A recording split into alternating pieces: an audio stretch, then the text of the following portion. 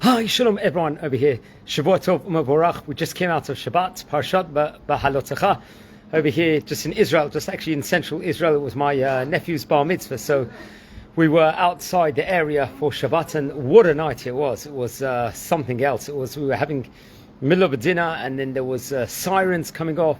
There was about hundreds, probably heard hundreds of booms. 2 in the morning, we got up in the middle of the night. 1 in the morning, 5 in the morning. It was non-stop, basically, where we had to run inside the shelter rooms and hear all the booms.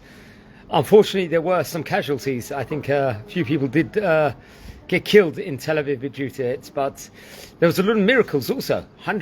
They say 200 missiles, ballistic missiles, was actually pounded on Israel.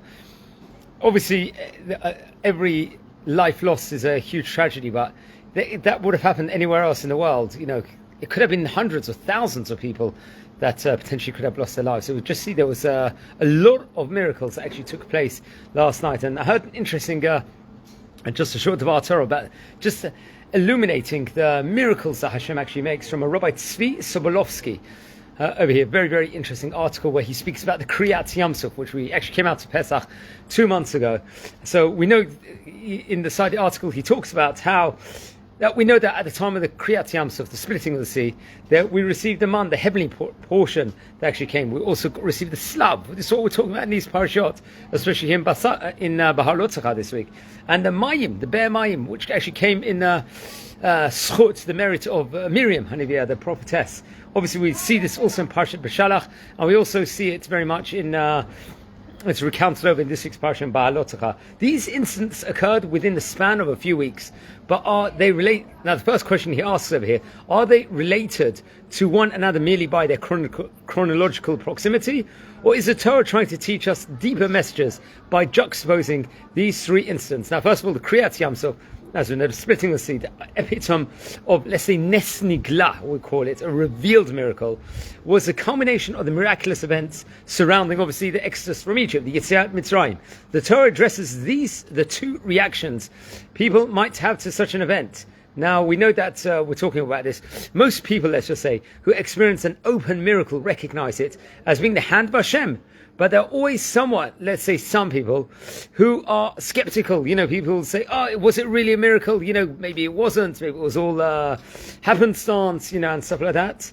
And then you could say, how could the Amalek attack the Jewish people so soon after Kriyat Yamsuf, the splitting of the sea? That's what he says. Did Amalek not realize they were trying to destroy a nation that had open miracles performed before them?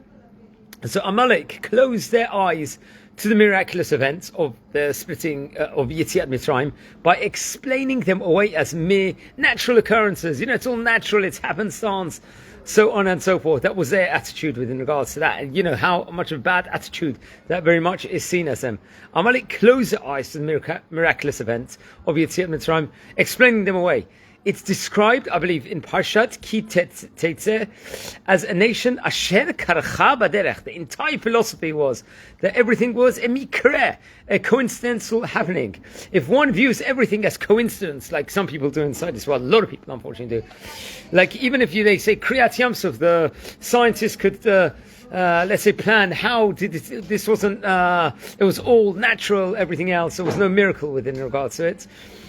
I mean, some people will, let's say, make it as a bizarre natural event, even if it happens to take place, let's say, at the right time. If one chooses to deny the obvious hand of Hashem, one can deny every miracle by calling it nature. That's how severe it's actually seen. And there is another possible reaction to a miracle. One acknowledges a miracle as being the work of Hashem, but views the event as a one-time demonstration of the involvement of Hashem in this world. Now, the Ramban, as we see in Parshat Bo, in third Parsha in the book of Shemot, explains that the ultimate purpose of a revealed miracle is to enable people to realize that they are surrounded by miracles every day. Well, let's just say what the world calls nature is also a miracle. Now, Chazal teach us that to recite Hallel daily is inappropriate, whereas to say Ashrei every single day is praiseworthy. You know, we say that in the liturgy of the Tefillot. The Meshech Chochmah, a great book over here, explains that the theme of Hallel is praising Hashem for revealed miraculous events. Ashrei, which says, Poteach et yadecha maspia lechol chai ratzon. You, God, open your hands and satisfy all living creatures' needs, is ultimate praise for parnasa, for wealth. Hashem takes care of our daily needs through seemingly natural ways. Now, Ashrei teaches us to recognize Hashem even in natural miracles that surround us daily. One who says Hallel daily but neglects the everyday saying of Ashrei demonstrates, let's say, that he only recognizes Hashem's extraordinary miracles but fails to see the miracles of every single day life over here. Very much talking about. So now, obviously, to combat this reaction to miracles, to Nisim, the story of Kriyat Yam Suf is immediately followed by the events of the slav, the meat, man, the heavenly bread, and the finding of the water, the Be'er Miriam, respectively in the desert, in the Midbar. Hashem, who performs, let's say, great miracles, also provides for our daily needs. Every single of these things is a miracle in of itself, such as food and water. The main objectives that we are required to elevate the world by always seeing our, let's say, attainment of parnasa and natural world in general, general miraculous. And just going back to last night, with all those rockets, all those pounding, it was petrifying for many people. We're in the middle of a Suda, we had to run out like that, and we actually had no light in the safety room we were in. We didn't have it in, and it's worrying and stuff like that. But at the end, thank God. No, we don't want to say thank God, because a few people did lose their lives and there was many injuries. But it could have been a much more worse than it ended up being. So we have to thank Hashem, pray for Hashem, and asking all of you out there, wherever you are across the world, pray for the safety of Am Yisrael now, for all of us. And May Israel will see Besorah Tovot and goodness. So wishing all a Shabbat and Brach, and take care, and pray for Am Yisrael.